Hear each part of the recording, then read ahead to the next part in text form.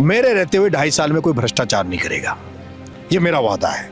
जैसे राजस्थान की राजनीति में हनुमान बेनीवाल जहां बैठ जाता है वहां उसकी मांग पूरी की जाती है। का अकाल पड़ा हुआ है, आज दिन तक किसी नेता ने उसको नेर लाने के नाम पर कोई आंदोलन नहीं किया। नागौर में न जाओ ना, खींवसर में बेनीवाल जी गए, अच्छा मारा गांव में न जाओ, और अगर ये नए एमएलए बना दियो ना, हनुमान बेनीवाल ने इलाके को जगा दिया। दिव्या मदेना किस तरह से विधानसभा में किसानों की आवाज उठाती है, कोई यहाँ से जाके बोला है कोई? तो बात होगी तो मैं बुलाऊंगा उनको, बात हो जाएगी तो करेंगे बात। रविंद्र पाटिल बुला होगा थिएड़े। राजस्थान के लोग कर्नल भेसला के आंदोलन को पसंद करते हैं, आ जाएंगे तो मेरा फायदा हो जाएगा। अब भाई साहब नहीं आएंगे तो नुकसान हो जाएगा। बोल दो, मैं सुन लीगा। भाई साहब सुन लीजिए, भाई हनुमान जी भाई साहब जरूर आ जाओ। मेरे को भाई काल अपन बद्रीनाथ चलेगा, वहाँ आंदोलन करेंगे तो ये सारा वहाँ भी चलेगा। मेरी तो पत्रकार महोदय अभी कोई थानेदार भी नहीं सुनता। नरेश बोल रहा हूँ साहब, अभी एमएलए बना देगा, क्यों एमएलए बोल रहा हूँ। 5,000 विधानसभा में आ रहे हो, फिर दुष्यंत 11,000 आ रहे हो, नरेश तो 21,000 आ रहे हो। उसको कांग्रेस ही समझ के तुम वोट मत दो, वो तो ओम बिरला की कठपुतली है, अमित शाह का दलाल है। इन सेठों पे, इन बदमाशों पे गुस्सा आता है कि हाड़ौती को खा गए, हाड़ौती को शेखावटी की तरह बना दूंगा। चलो, एक थे बताया कि जन जन तक जाओ और बाकी समस्या निकाल रहे हो। अब मैं मेरी पत्रकारिता का अनुसार था 5 मोटी समस्या अंत की बता के जा रहा हूँ, जो मैं 5 दिन का अंडरग्राउंड में घूम रखा नहीं पता लगा। बताया आपने, एक बस स्टैंड, एक मांग रोड से लेकर वो सड़क का। दूसरा जो आपको मैं बता दूं, एक स्टेडियम है अंता के बीच बाजार में, ठीक है, उस बस स्टैंड पे मतलब पास में ही, उसके पीछे ही है बस वो स्टेडियम। उसमें कभी तो शादियों का प्रोग्राम होता रहता है, अभी उसमें फटाके कभी, हाँ अभी उसमें कभी मार्केट लग जाता है। वहाँ का युवा जो खेलने वाला है, जो स्पोर्ट्समैन बनना चाहता है, जो राजस्थान का नाम करना चाहता है भारत देश में, उसको प्रॉपर व्यवस्थाएं उस स्टेडियम में कभी कुछ होने की वजह से खिलाड़ी परेशान। महोदय, मैं सच्चा और ईमानदार आदमी हूँ। मैं अगर विधायक बन भी गया तो पहली बात तो मैं इंडिपेंडेंट बनूंगा और 2.5 साल के लिए बनूंगा। मेरे को झूठ बोलना नहीं आता। सड़क बनाना, स्टेडियम का व्यवस्थित करना, बहुत पैसा चाहिए, बहुत फंड चाहिए। 250-300 बूथ हैं। 2.5 साल में जिन लोगों को अब तक यहाँ केवल उन्हीं के काम हुए हैं जो दलाल थे या जो ठेकेदार थे, गांव में जो पटेलाई करते थे। आम जनता के यहाँ कोई काम नहीं हुए। आम जनता की भी मेरे से अपेक्षा रहेगी, बहुत सारे लोगों के लिए काम करने होंगे। बड़े वादे मैं इनसे नहीं करता कि मैं स्टेडियम को ये बना दूंगा या मैं रोड को बना दूंगा, लेकिन मूलभूत जो ढांचा है, जैसे कि आम जन को जो भ्रष्टाचार से ठगा जाता है, मेरे रहते हुए 2.5 साल में कोई भ्रष्टाचार नहीं करेगा, ये मेरा वादा है। कोई भी सरकारी कर्मचारी किसी भी आम जन से रिश्वत के नाम पे 1 रुपया नहीं लेगा, और अगर लिया तो उससे मेरे से बुरा उस अधिकारी का कोई नहीं होगा, पहला। दूसरा, किसानों से संबंधित जो समस्या है, मुआवजा नहीं मिल रहा किसानों को, वही मैं कह रहा हूं, ये मेरे हाथ में है। मेरे हाथ में ये रहेगा कि अगर मैं निर्दलीय एमएलए बना तो जिस तरह का जन समर्थन मुझे मिल रहा है, जन आशीर्वाद मुझे मिल रहा है, जिस तरह से मेरी टीम मेरे साथ खड़ी हो गई है, मैं हजारों लोगों को लेकर कलेक्ट्रेट पे बैठा रहूंगा, आंदोलन करूंगा। जैसे राजस्थान की राजनीति में हनुमान बेनीवाल जहां बैठ जाता है वहां उसकी मांग पूरी की जाती है। रात को 2-2 बजे भी उसने अपनी मांगे बनवाई सरकारों से, ठीक है। अगर ये विधायक मुझे बनवा देंगे तो एक तो अभी मैं एक सड़क पे लड़ रहा हूं, अगर मुझे इस लायक बना देंगे कि मैं विधानसभा में इनकी आवाज उठा सकूं, विधानसभा में जब नरेश मीणा टेबल पे हाथ देगा ना, और जब बीमा की बात करेगा, किसानों की बात करेगा, खाद बीज की बात करेगा, तो एक बार तो विधानसभा अध्यक्ष भी ऊंचा नीचा होगा। अभी कोई वक्ता ही नहीं है जो विधानसभा में किसानों की बात करे, और हाड़ौती में तो कोई नेता ही नहीं हुआ अब तक। यहां परवन वरद परियोजना का मामला है, बहुत बड़ा मुद्दा है। परवन वरद परियोजना बरसों से उसका काम चल रहा है। अभी ERCP का जो प्रोजेक्ट है उस पर काम चलने लग गया, डैम बन गए इस सरदार ये, और हमारे यहाँ अकाउंट डैम का बरसों से नाम सुन रहे हैं, अकाउंट डैम बनेगा, नेर आएगी। ये थामली और ये जो 12 के आसपास के जो गांव में बेचारे प्यास से मर रहे हैं, अकाल पड़ा हुआ है। आज दिन तक किसी नेता ने उसको नेर लाने के नाम पर कोई आंदोलन नहीं किया। मैं ये स्टेडियम, ये तो बहुत छोटे मुद्दे हैं।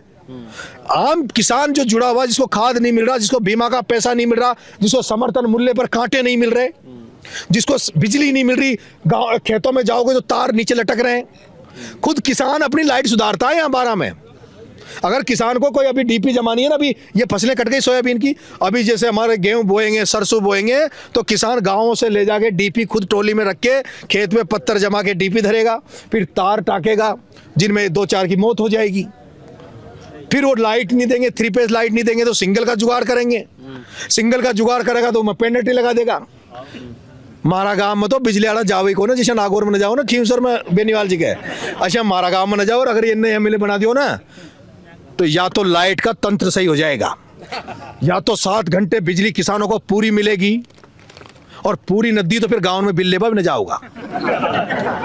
मुझे तो यहाँ को ऐसे कर दूंगा, मुझे यहाँ मैं हर किसान को नरेश मीणा बना दूंगा। और यही मैं चाहता हूँ, आदमी जब हर आदमी नरेश मीणा बन जाएगा, जागरूक हो जाएगा, हर किसान जागरूक हो जाएगा, हर किसान केसीसी लेने जाएगा तो पहले बीमा का पैसा कटवा के आएगा। ये उस बैंक मैनेजर से कहेगा कि मेरा बीमा है, वैसी व्यवस्था करो। जैसे मध्य प्रदेश का किसान जागरूक है, जैसे पंजाब हरियाणा का किसान जागरूक है। नेताओं से कुछ नहीं होगा, नेता होते हैं किसानों को जागृत करने का।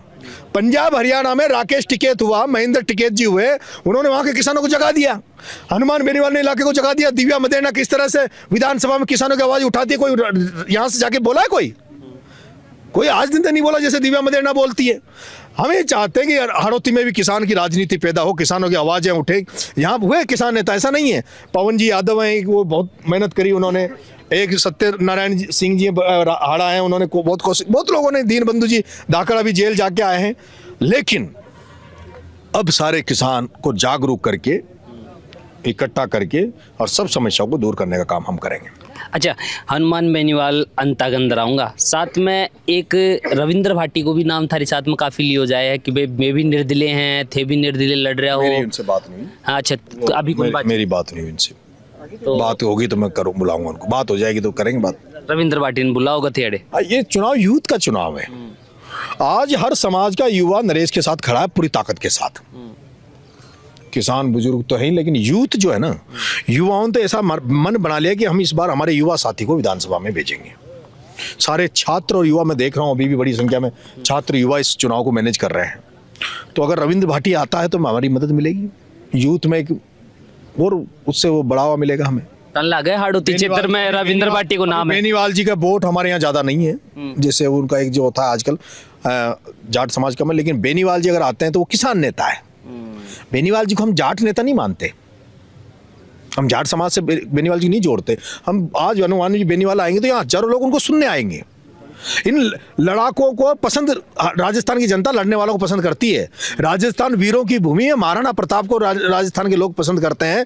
राजस्थान के लोग कर्नल भैंसला के आंदोलन को पसंद करते हैं। राजस्थान के लोग बेनीवाल जी को पसंद करते हैं। अगर बेनीवाल जी यहाँ आएंगे तो मुझे विश्वास है कि किसानों में एक जागृति आएगी और किसानों का मनोबल बढ़ेगा।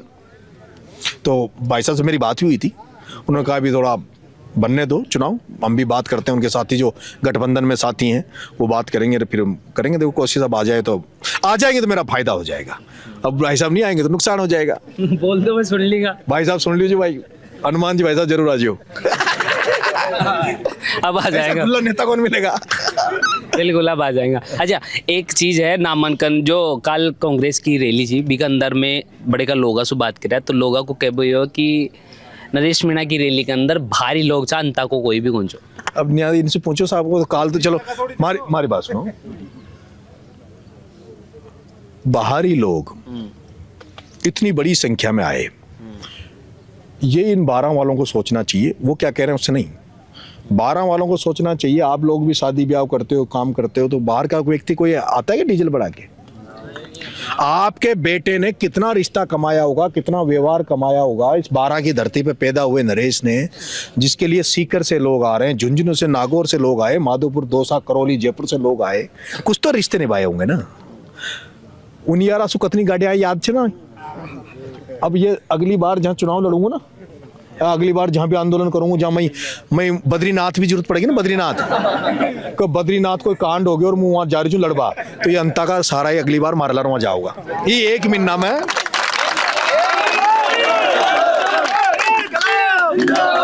1 महीना में यहाँ के बीच में रहूं तो यहाँ से रिश्तों अपना मजबूत बना लूंगा। ये मैं भूलगा ही ना।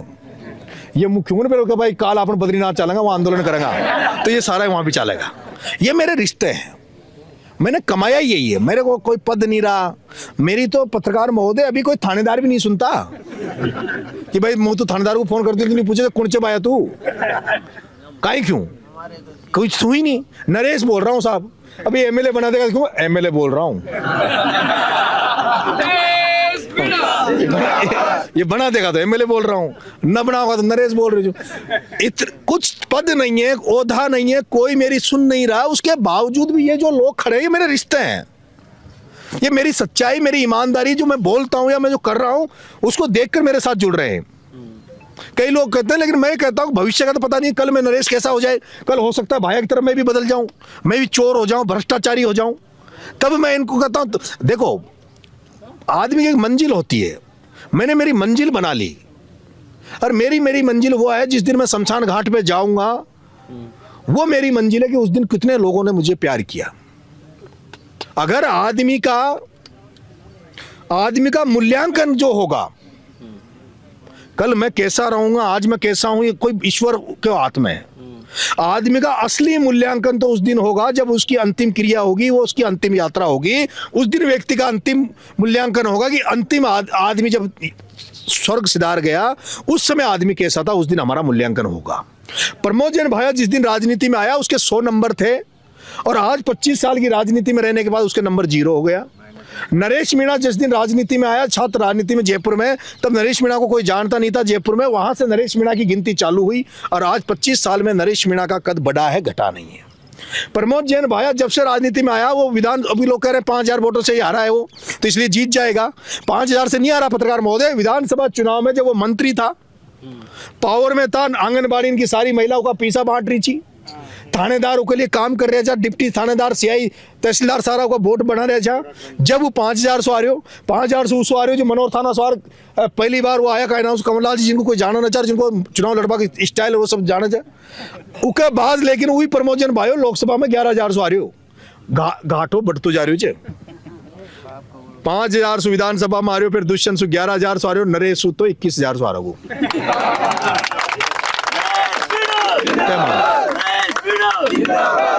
ये तो मैं मुस्लिम समुदाय से खेरे छू, मुस्लिम समाज कांग्रेस से बंधे हुए ज्यादा छे। मुस्लिम समाज से मैं अपील करता हूं कि प्रमोद जैन भाया कांग्रेसी नहीं है, क्या उसको कांग्रेसी समझ के तुम वोट मत दो, वो तो ओम बिरला की कठपुतली है, अमित शाह का दलाल है। जो अमित शाह और ओम बिरला जो बीजेपी के मालिक है, मुस्लिमों के दुश्मन है, उनका चेला है, वही उसको बचा रहे हैं प्रमोद जैन भाया को। मुस्लिमों के वो कार्यक्रमों में जाता है ना तो रोटी नहीं खाता, बताया। इस धर्मनिरपेक्ष देश में मैं तो कहीं कुछ नहीं करता, मैं तो मेरे तो घर पे जो चलाता है, मेरे माँ बाप रहते हैं घर पे, माँ बाप के अलावा तीनों भाई बाहर रहते हैं, हमारे कोई नहीं है घर पे। हमारा तो एक बेरवा लड़का है तो खाना बनाता है, बेरवा ही हमारा घर संभालता है। मेरा पेट्रोल पंप बेरवा लड़का है, दुर्गालाल बेरवा, वो मेरा पेट्रोल पंप का मैनेजर है। मनोज रेगर है लड़का जो सरपंच रहा, मनोज रेगर मेरा अभी पूरा चुनाव संभाल रहा है। हमारे जो बडोरा के मुस्लिम भाई हैं पास में, हमारे संबंध अलग तरीके के संबंध हैं। हम ये धर्म जात पात इससे उठकर काम करता हूँ। ठीक है, इस भारत में कोई भी पैदा होता तो किसी जाति धर्म में पैदा होता, इसलिए अपन भी हुए, लेकिन मेरा नेचर ही अलग है, और इसीलिए मुझे सर्व समाज का भी है। गोपाल बंजारा जो हमारे खिलाफ चुनाव लड़े, जो एमएलए को वहाँ छबड़ा में, गोपाल बंजारा मेरे खिलाफ निर्दलीय चुनाव लड़ा, 7000 वोट आया थे क्या, अरे यो हमारा चुनाव संभाल रहे नहीं तो हमारे लाड़ तो आदमी चाहिए। अब ये इसको मैंने जिम्मेदारी दे दी, गोपाल बड़गांव और देवपुर तू जाना, थारो काम जाना पाया। ये राजू जी बंसल है, ये प्रधान रहे पहले, ये बढ़िया जाति के बढ़िया है। देखो जो भी है सारी बात आप निकल के नहीं आई, और नरेश मीणा के साथ में आप कई मुद्दा माड़ बात करा। एक अंतिम चीज मैं थाने बोलबो चाहूँ, अंता का अंदर जितनों मैं घूमे हूँ और गाँव ढाणिया तक भी पहुँचूंगा, लेकिन हाल फिलहाल मेरी नज़र जो कही अंता का अंदर मैंने विकास की बहुत ज्यादा कमी लगी है। ईमानदारी से जो महोदय मेरा आपसे आग्रह है, आप यहाँ रहो अंता विधानसभा चुनाव में, आप 5 दिन, अंता तो बहुत आगे है, सुनो मेरी बात, सुनो, अंता तो बहुत आगे, आप गांव में जाओगे तो बहुत पीछे, लेकिन आप जैसे ही छबड़ा छिपा बड़ौद में और मनोर थाना में चले गए ना, जहां मैंने उन बच्चों की लड़ाई लड़ा था, पीपलोदी साइड वो हम अंता है 50 साल पीछे सिक्योरिटी से, कितने 50 और अंता से भी 50 साल पीछे वो जो मनोर थाना और वो जो छबड़ा चले जाओ, कुछ नहीं है, बहुत पीछे हैं। आप चिंता मत करो, ये दुख है, इसीलिए गुस्सा आता है, इसलिए यहाँ की राजनीति पे गुस्सा आता है, इन सेठों पे, इन बदमाशों पे गुस्सा आता है कि हाड़ौती को खा गए। आप जो मुद्दे बता रहे हो, हाड़ौती को बदल दूंगा, हाड़ौती को शेखावटी की तरह बना दूंगा। हाड़ौती में निःशुल्क कोचिंगें खुलेगी, बच्चों के लिए निःशुल्क कोचिंगें खुलेगी, स्कूलों को सुधारेंगे, एक अलग जगाएंगे, जन क्रांति लाएंगे। जन क्रांति का मतलब होता है जनता को जगाकर जनता के द्वारा ही चीज़ों में बदलाव करेंगे। बिल्कुल।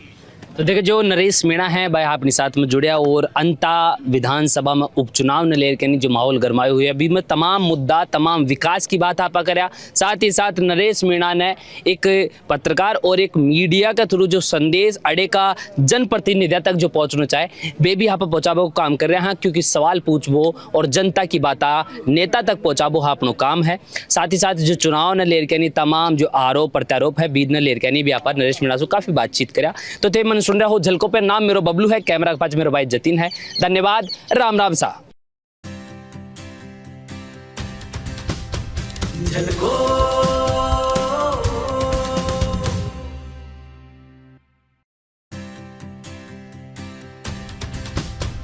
झलको